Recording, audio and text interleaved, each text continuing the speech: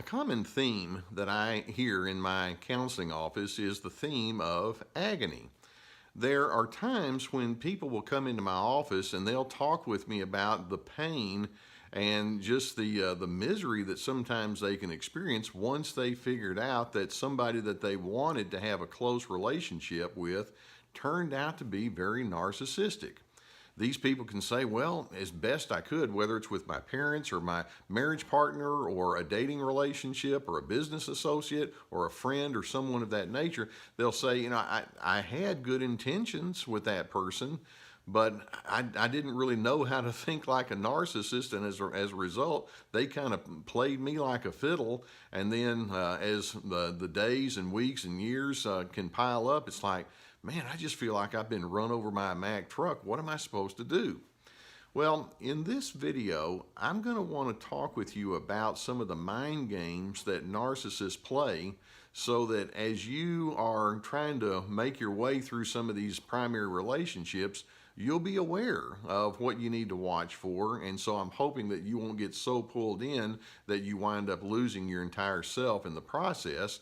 Or if you have been with someone who's narcissistic, I want you to be able to see what these mind games are so that you can adjust and make corrections and move on in a much healthier kind of way. Narcissists are manipulators.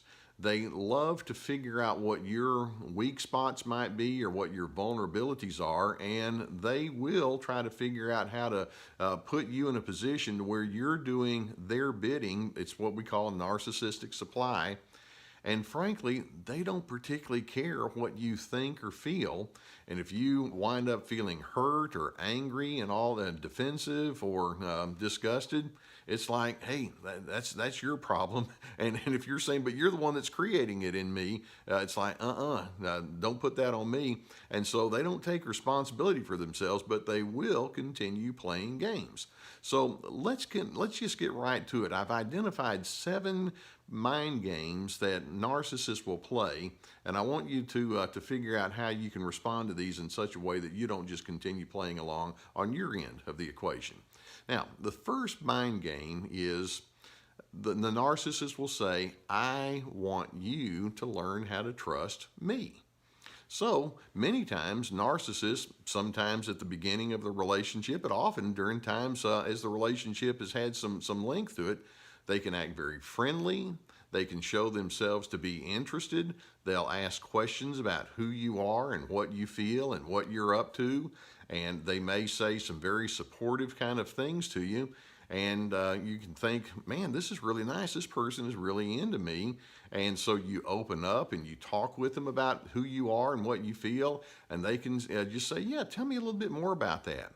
Well, in a healthy relationship, ideally, that's exactly what we want to do. But with the narcissist, it's a mind game. It's like, well, what I'm going to do is I'm going to get you to pour out your heart and soul. And by the way, you'll notice they won't do it in reverse, or if they do, it's of a pseudo nature. I want you to pour out your heart and your soul to me because I'm taking notes. And I'm going to start figuring out, where you hurt or what your needs are, and it's going to come back a little later on, and it's going to bite you. But many times these people can start out by being very trustworthy and friendly and on your team.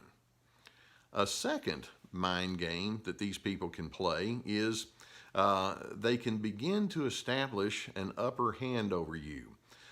Once they kind of bring you in and they let you presume that they're pleasant and friendly and on your side, you'll notice a certain criticism starts coming in. Why did you do it that way? Or I don't think you should have said it this way. Or no, you shouldn't have done this. I'm right and you need to listen to what I have to say. Or I can do that better than you. Or I know more than you. Now, they may not say it that way, but that's kind of the way they come across.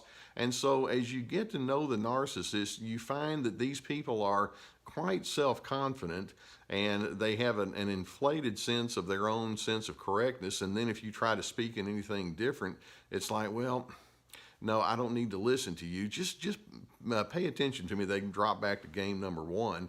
And it's like, you just need to know, I look at life a whole lot better than the average person out there. You're going to have to trust me. Now, a third mind game that they play with you as you get to know them and as you get to be pulled more and more into their confidences, they begin to instill fear in you. They like it when you fear them. Now, they can be very stubborn. They can be very judgmental. They can offer strong emotion, and some of that criticism that they might originally start out with becomes hard anger.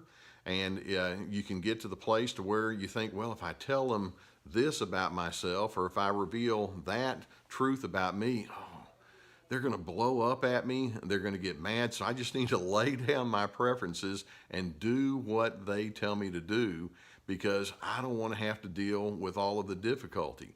And I've had some people that have talked with me who in many other respects are very confident people themselves, but they've told me, it's like, well, with a narcissist, forget it. It's not worth it. If I try to show my uniqueness and if I try to express myself for what I am, it's just going to create more problems that it solves. And that's the fear that's kind of been put on the inside of them, and it's seeped in to where it becomes a part of their response style. Well, a fourth mind game is they can sabotage you behind your back.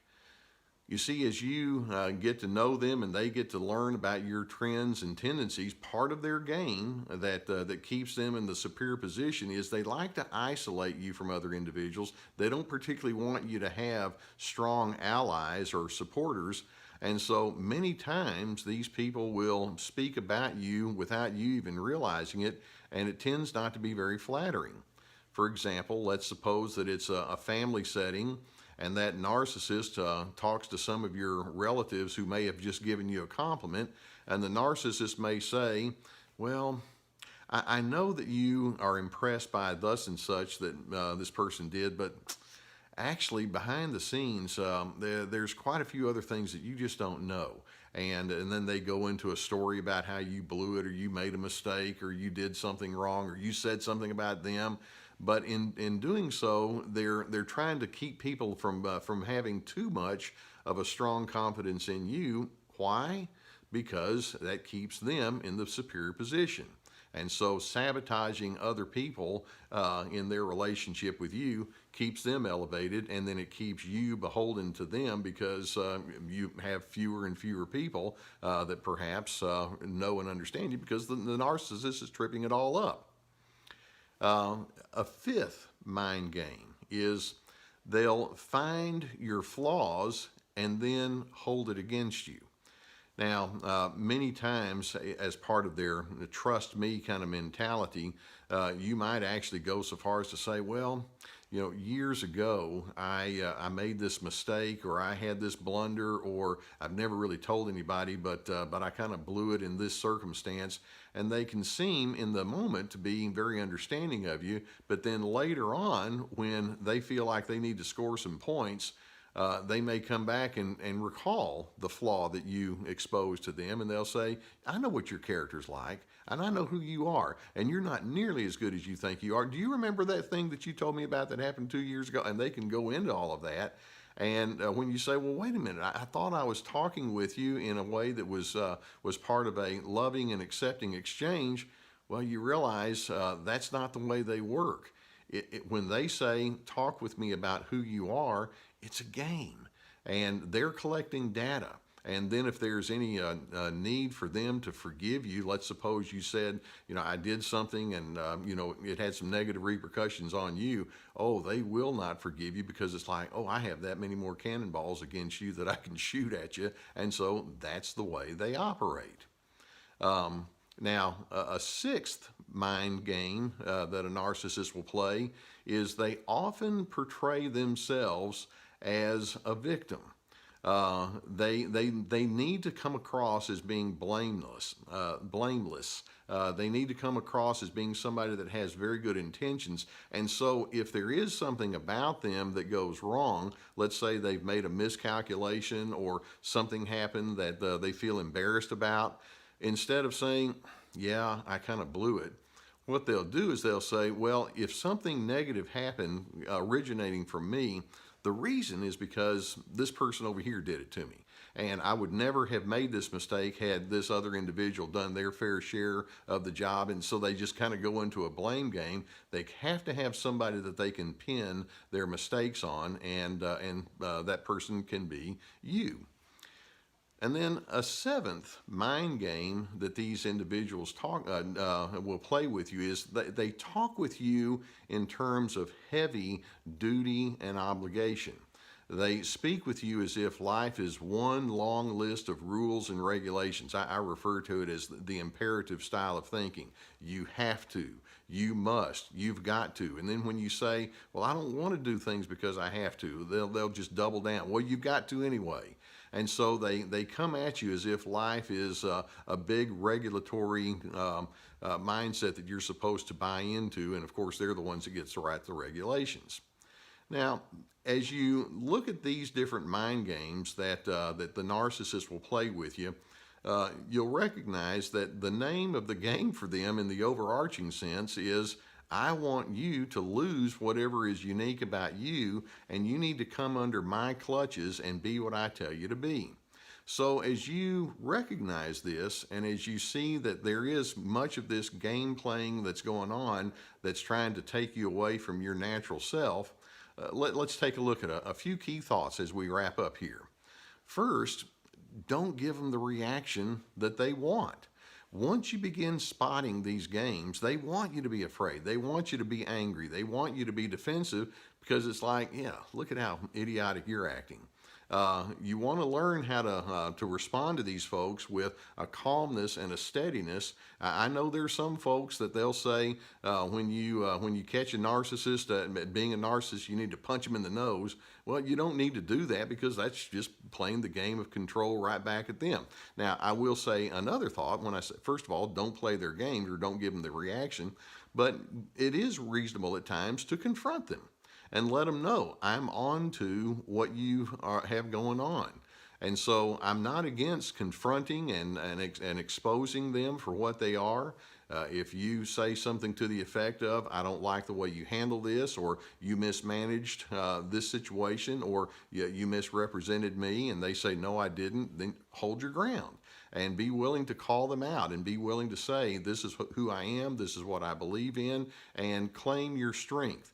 And many times people say, well, I don't know if I can do that. Well, you need to, just simply for no other reason than to hear your own self say it, because, again, keeping in mind they want to strip you of your dignity, and by standing up for yourself, that's your way of saying, well, I think of myself in dignified ways.